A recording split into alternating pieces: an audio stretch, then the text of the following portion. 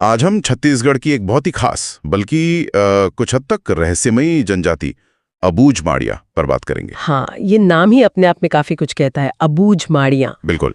और ये भारत सरकार की जो विशेष पिछड़ी जनजातियों की सूची है, मतलब पीवीटीजी, उसमें शामिल है। जी, जिसका मतलब है कि इन्हें विकास और सहायता की थोड़ी विशेष जरूरत समझी जाती है। सही। तो चलिए, आज जो भी जानकारी हमारे पास है उसके आधार पर इनकी दुनिया को थोड़ा और करीब से समझने की कोशिश करते हैं। हाँ, देखते हैं क्या पता चलता है। तो सबसे पहले ये रहते कहाँ हैं, इनका इलाका? ये मुख्य रूप से बस्तर संभाग में, उसके दक्षिण पश्चिम में जो अबूझमाड़ क्षेत्र है वहां निवास करते हैं। अबूझमाड़। अबूझ मतलब जिसे जाना ना गया हो। हाँ बिल्कुल, अज्ञात। हाँ, और माड़ का मतलब है पहाड़ी या जंगल। तो मतलब अनजाने जंगलों या पहाड़ों के लोग, एक तरह से कह सकते हैं। इन्हें गोंड जनजाति की ही एक उपशाखा मानते हैं। मिट्टा भूम भी कहते हैं इन्हें। अच्छा।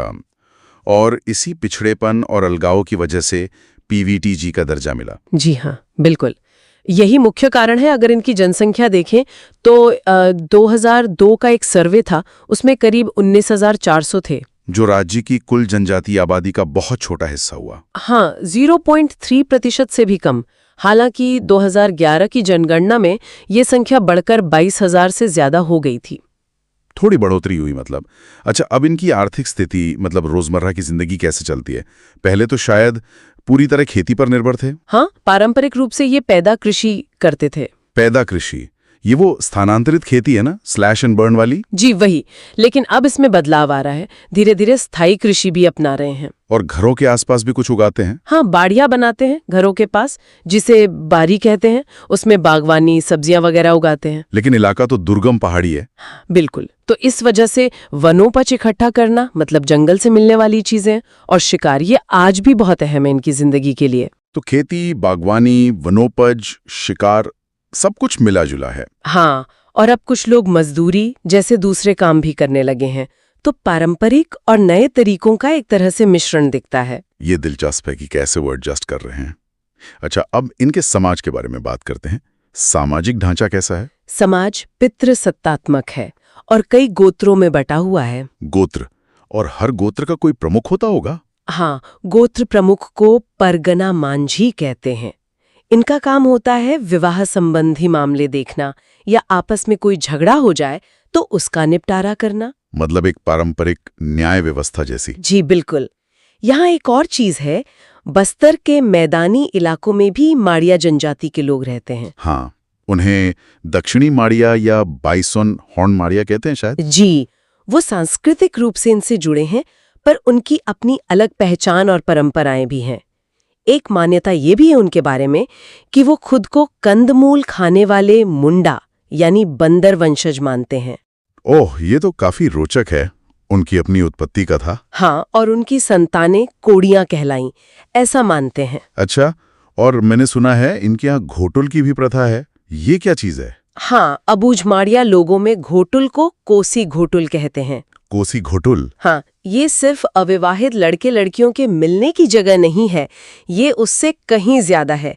ये उनकी सामाजिक शिक्षा का केंद्र है, जहाँ वो अपनी संस्कृति सीखते हैं, जिम्मेदारियां सीखते हैं। मतलब एक तरह की सामाजिक संस्था हुई ये तो। बिल्कुल, और ये उनके प्रमुख त्योहारों से भी जुड़ा हुआ है। समझ गया। अच्छा, मृत्यु संस्कारों के बारे में भी कुछ खास बातें बताई गई हैं। हाँ, जब किसी की मृत्यु होती है तो उसकी याद में लकड़ी का एक स्तंभ गाड़ते हैं। इसे अनालगट्टा कहते हैं। अनालगट्टा, एक स्मारक जैसा? हाँ बिल्कुल। और फिर तीसरे दिन मृतक की आत्मा की शांति के लिए एक सामूहिक भोज होता है, जिसे कुंडा मिलान कहते हैं। कुंडा मिलान? ये समुदाय की एकजुटता भी दिखाता होगा। जी, और मृतक के प्रति सम्मान भी। ये सब सुन के लगता है कि इनकी अपनी एक गहरी धार्मिक और आध्यात्मिक दुनिया भी होगी। देवता वगैरह? निश्चित रूप से इनकी अपनी पारंपरिक जातीय पंचायतें होती हैं। मुखिया को मांझी कहते हैं, जो सामाजिक व्यवस्था देखता है। और पूजा किसकी करते हैं? प्रमुख देवी देवता कौन है? इनके प्रमुख देवों में बूढ़ा देव है, ठाकुर देव जिन्हें तालुर देव भी कहते हैं, और बूढ़ी माई या बूढ़ी डोकरी। अच्छा, ये भूमि माता यानी पृथ्वी की भी पूजा करते हैं, और जो घोटुल होता है उसके अंदर तोलुंग देव का निवास मानते हैं। तुलुंग देव और अदृश्य शक्तियों में भी विश्वास रखते हैं। हाँ, काफी गहरी आस्था है। अगर कोई शारीरिक कष्ट होता है तो अक्सर ओझा से मदद लेते हैं, जो पारंपरिक वैद्य या जानकार होते हैं। अच्छा, अब कुछ और खास बातें, जैसे इनके घर, रोजमर्रा की चीजें। हाँ, जैसा हमने बात की, स्थायी कृषि की तरफ बढ़ रहे हैं। अपने घर को ये लोग लोन कहते हैं। लोन, और बाड़ी को बारी। जी, घरों में एक बैठक का कमरा होता है, उसे आंगादी कहते हैं। और एक दिलचस्प बात यह है कि ये अपने कुल देवता का निवास स्थान घर के अंदर ही मानते हैं। घर के अंदर? अच्छा? और इस्तेमाल की चीजों के नाम भी अलग होंगे। हाँ, अपनी बोली में अलग अलग नाम है। जैसे सोने की जगह को अटनोजी, बैठने के लिए चटाई को पहियई, अटनोजी, पहियई। अनाज कूटने के लिए ढेकी और पीसने के लिए जानता का इस्तेमाल करते हैं।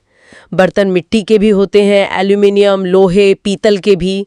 और पहनावे या श्रृंगार में कुछ खास? स्त्रियों में गोदना बहुत महत्वपूर्ण है।